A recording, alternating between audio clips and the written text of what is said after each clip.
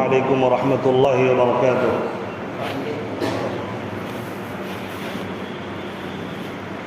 الحمد لله نحمده ونستعينه ونستغفره ونؤمن به ونتوكل عليه ونعوذ بالله من شرور أنفسنا ومن سيئات أعمالنا، من يهده الله فلا مضل له ومن يضلله فلا هادي له، ونشهد أن لا إله إلا الله وحده لا شريك له، ونشهد أن سيدنا ومولانا محمدا عبده ورسوله، أما بعد فأعوذ بالله من الشيطان الرجيم، بسم الله الرحمن الرحيم، قل إن صلاتي ونسكي ومحياي ومماتي لله رب العالمين لا شريك له وبذلك أمرت وأنا أول المسلمين، صدق الله العظيم۔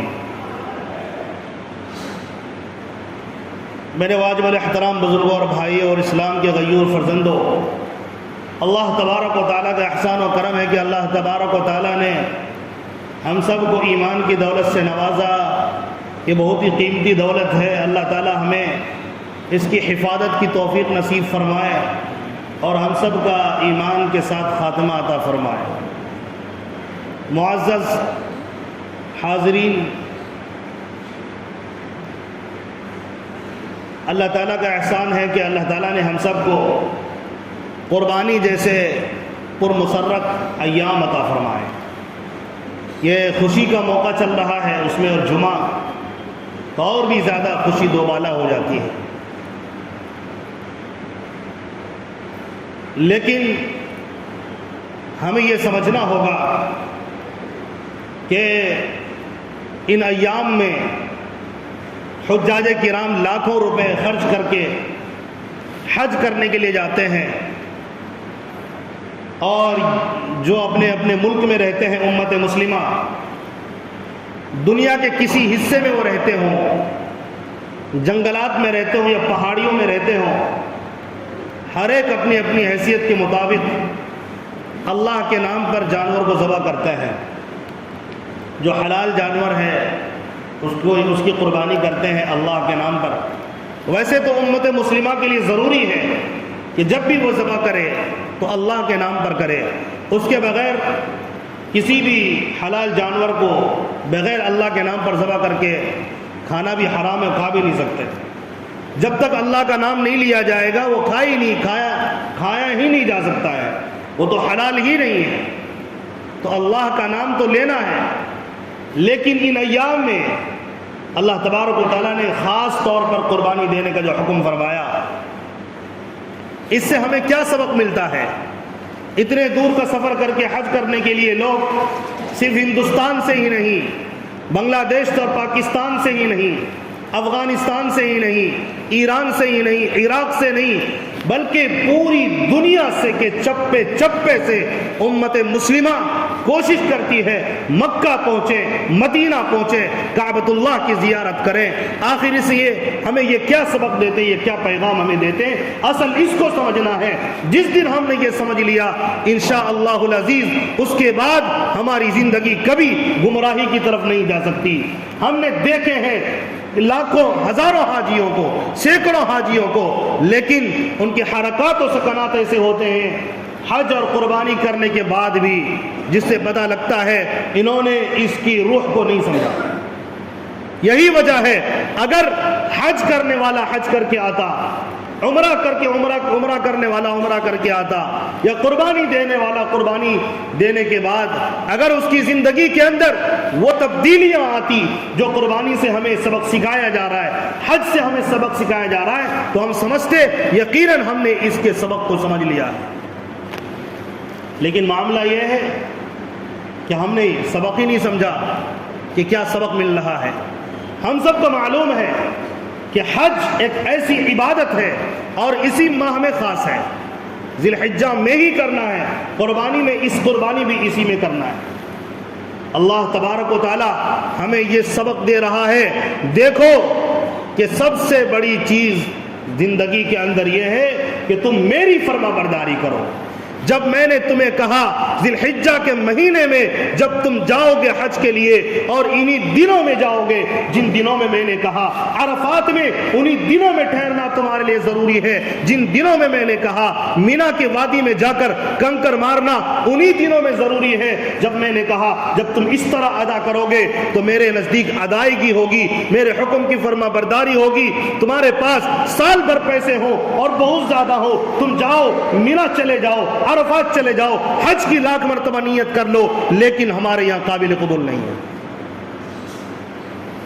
عمرہ کرنے تو لوگ سال بھر جاتے رہتے ہیں، کیوں نہیں حج کر لیا جائے، عرفات میں وقوف کر لیا جائے، مینا میں کنکریاں مار دی جائے، حج ہو جائے گا، بڑے بڑے ارکان ادا کر لیے جائے، حلق کر لیے جائیں، لیکن اللہ تعالیٰ نے کہا اس میں کرو۔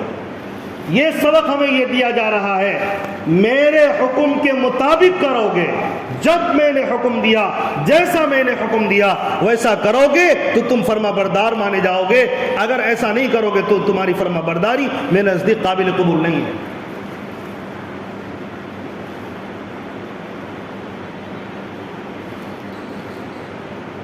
حج ہمیں سبق دیتا ہے، ہم حاجیوں کے ادا کو دیکھیں۔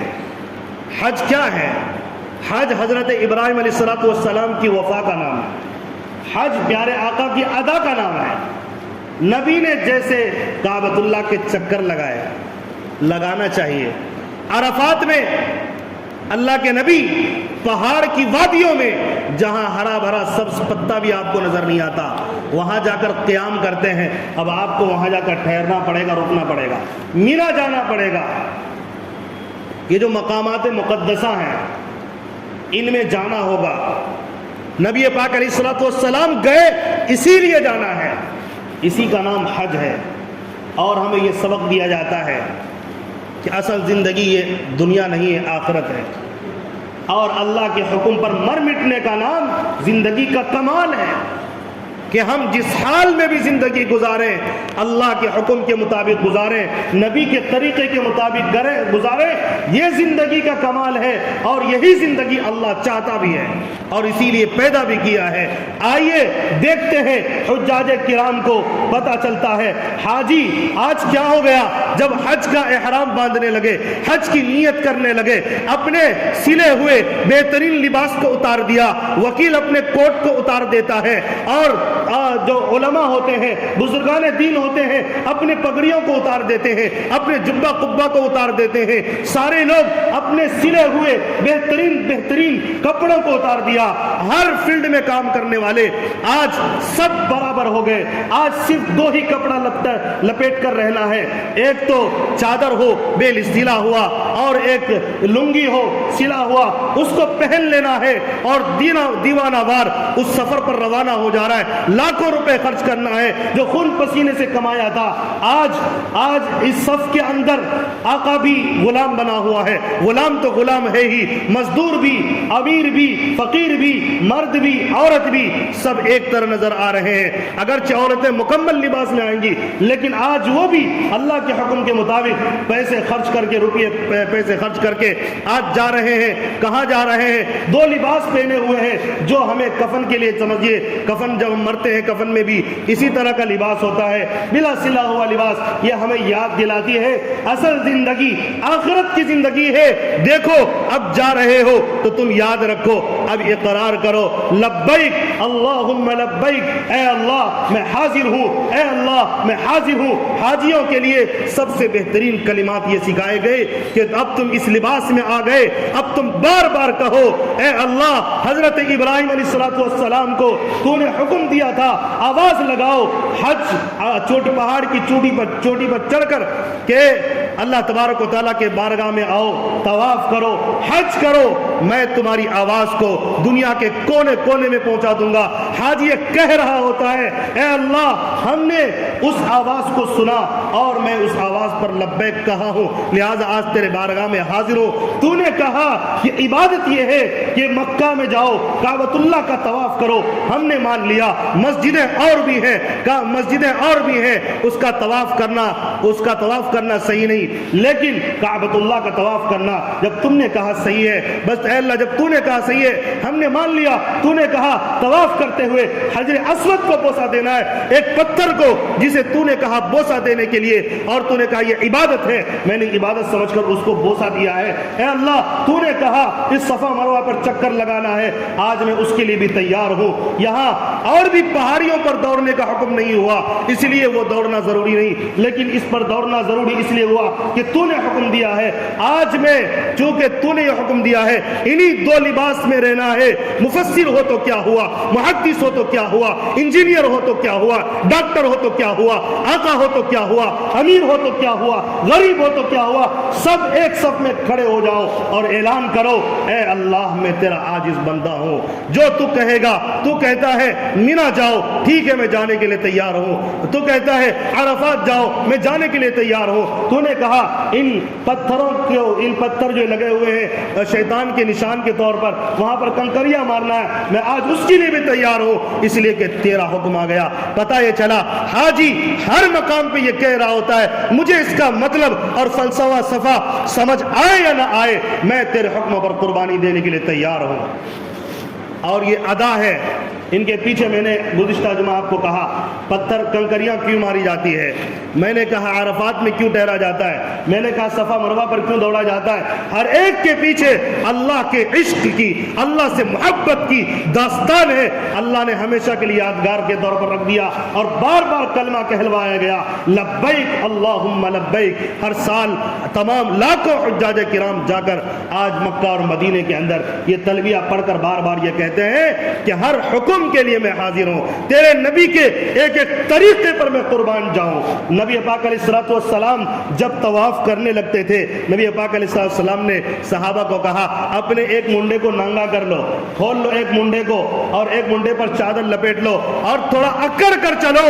یہ بھی سنت بن گئی، دنیا کے کسی بھی حصے میں آپ اکڑ کر چلو گے یہ تکبر مانا جائے گا، یہ گھمنڈ مانا جائے گا، فخر مانا جائے گا۔ کعبۃ اللہ میں مسجد حرام کے پاس، مسجد حرام کے اندر کعبۃ اللہ کے سامنے چکر لگاتے ہوئے اپنے منڈے کو ہلانا اور اکڑ کر چلنا یہ ثواب کا کام ہے، کیونکہ میرے نبی نے جو کر دیا ہے۔ میرے دوستو بزرگوں یہ سبق ملتا ہے حج سے۔ قربانی سے کیا سبق ملتا ہے؟ جب ہم جانور کو ذبح کرتے ہیں ہم پڑھتے ہیں ان صلاتی و نسکی و محیایا و مماتی للہ رب العالمین۔ اے اللہ میری نماز تیرے لیے، میری قربانی تیرے لیے، میرا جینا تیرے لیے، میرا مرنا تیرے لیے، میں دنیا میں زندہ رہوں، مجھ سے یہ ہو نہیں سکتا کہ میں تیرے حکم کی خلاف ورزی کر دوں، تیرے ادنا سے حکم کی خلاف ورزی میرے بس کی بات نہیں ہے۔ تو نے جن چیزوں سے روک دیا ہے میں ان چیزوں کی طرف جا نہیں سکتا، میں مر جاؤں گا لیکن میں گناہ نہیں کروں گا، اس لیے کہ تو نے گناہ کرنے سے منع کیا، اور گناہ کیا ہے؟ تیری نافرمانی ہے، میں تیری نافرمانی نہیں کر سکتا۔ ہر حال میں نے جو کلمہ پڑھ لیا ہے، میں نے تجھے مان لیا ہے، تو میرا خالق ہے، تو میرا رب ہے اور تمام کائنات کا تو رب ہے، تو کھلاتا ہے، تو پلاتا ہے، میرا پروردگار ہے، میرا پالنہار ہے، پیاس لگتی ہے پانی پلاتا ہے، میں بیمار ہو جاتا ہوں صحت تو دیتا ہے، شفا تو دیتا ہے، لہذا میں کس کے در کے؟ میں تیرے در کا بھکاری ہوں، ہر حال میں تیرے حکم کو ادا کرنے کے لیے تیار ہوں۔ تو نے کہا نبی کی فرما برداری کرنی ہے، میں نبی کی ایک سنت کے ساتھ بھی سمجھوتا کرنے کے لیے تیار نہیں ہوں۔ ہاں میں نبی کے چاہنے والے، نبی کے ماننے والے ان صحابہ کرام کی روحانی اولاد ہیں، ہم اس صحابہ کرام کی روحانی اولاد ہیں جنہوں نے ایک ایک سنت پر چلنے کے لیے جان دے دی لیکن سمجھوتا نہیں کیا۔ میرے دوستو بزرگوں یہ سبق ملتا ہے ہمیں قربانی سے، میں اس کی تفصیل میں نہیں جانا چاہتا، آپ سمجھ گئے ہوں گے ہمیں کیا سبق ملتا ہے۔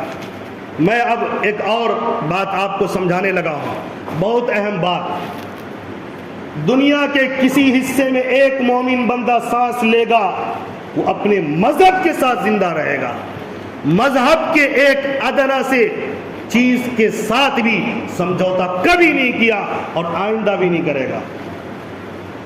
ہم تو کہتے ہیں قرآن کے ساتھ بھی، نبی کی بات کے ساتھ بھی، نبی کی ادنا بات کے ساتھ بھی چہ جائے کہ کوئی مجھے کہے نماز سے سمجھوتا کر لو، ہمیں برداشت نہیں۔ کوئی کہے کہ ہمیں کوئی کہے ہمارے طریقے پر نکاح کر لو، ہمیں برداشت نہیں۔ ہمارے طریقے پر طلاق لے لو، ہمیں یہ برداشت نہیں۔ ہمارے طریقے پر معاشرت کے اندر یہ کام کر لو، چاہے اس طرح کر لو، تجارت اس طرح کر لو، سودی کاروبار کے اندر ملوث ہو جاؤ، لیکن ہم اس کے خلاف ہیں۔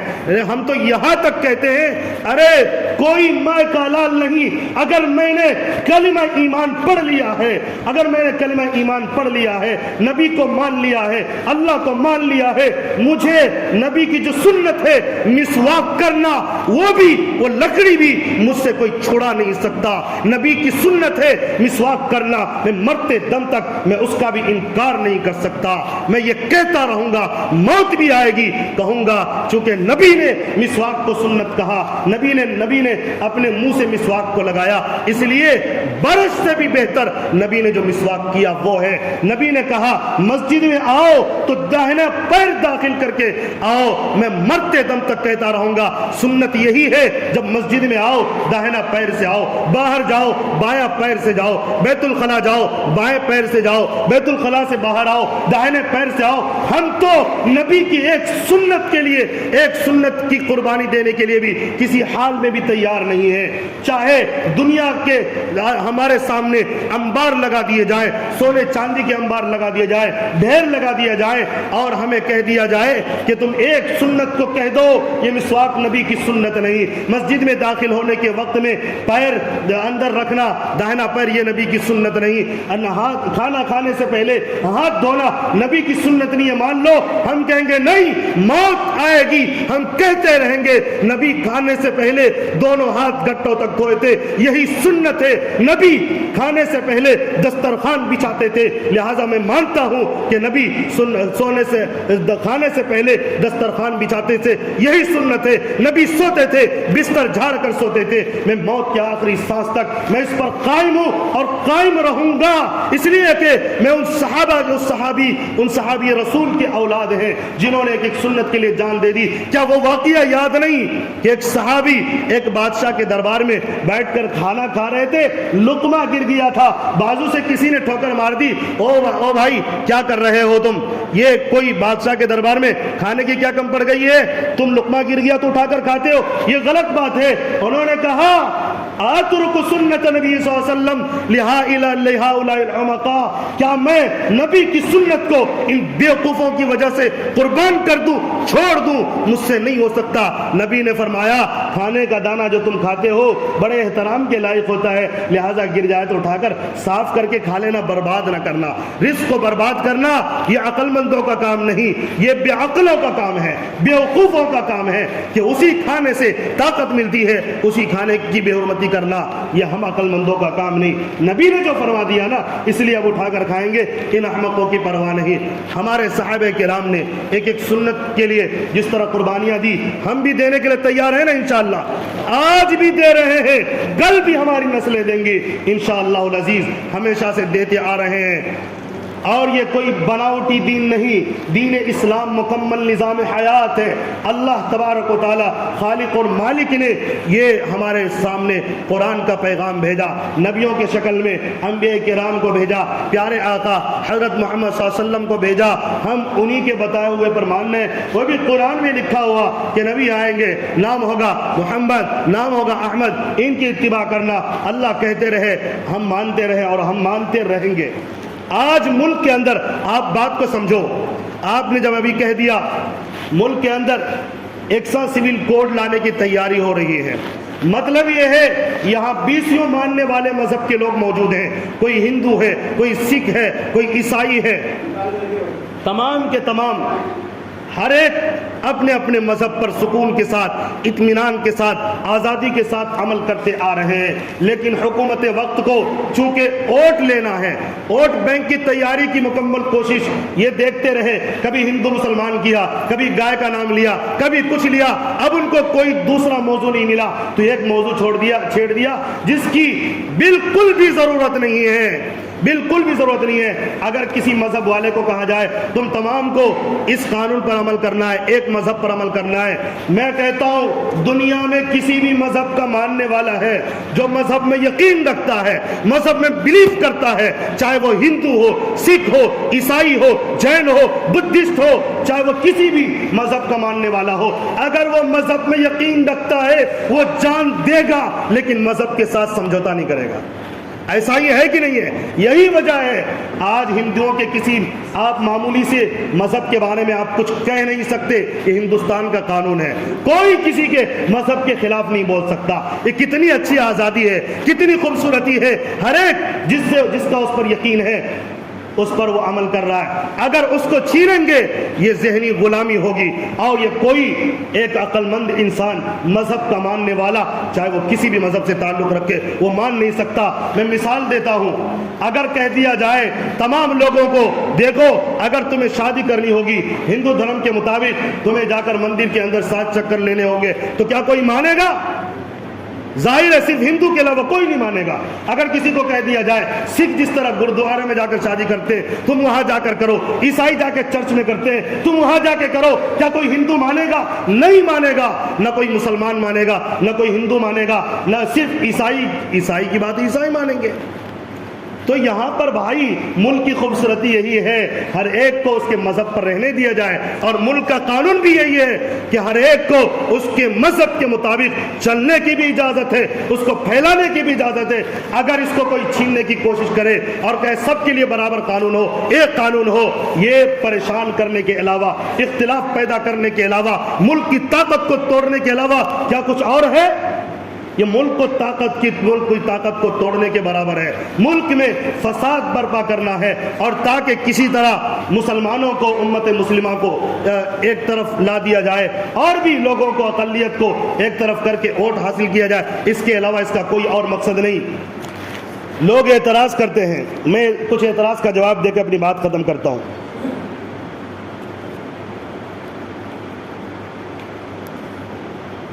لوگ کہتے ہیں عورتوں کے لیے میراث میں حصہ نہیں ملتا مردوں کے برابر، اسی لیے ہم ایک سا سول کوڈ لا رہے ہیں۔ طلاق جو ہے مردوں کا حق ہے، عورتوں کا حق نہیں ہے، اسی لیے ہم ایک سا سول کوڈ لا رہے ہیں۔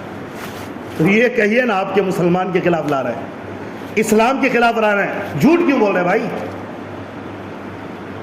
آپ کبھی یہ بھی کہہ دو جس طرح یہ کہہ رہا ہو، کیوں مندر میں جا کے پھیرے لگا کے شادی کریں گے، سب مسجد میں آ جاؤ، یہ تو آپ نہیں کہیں گے۔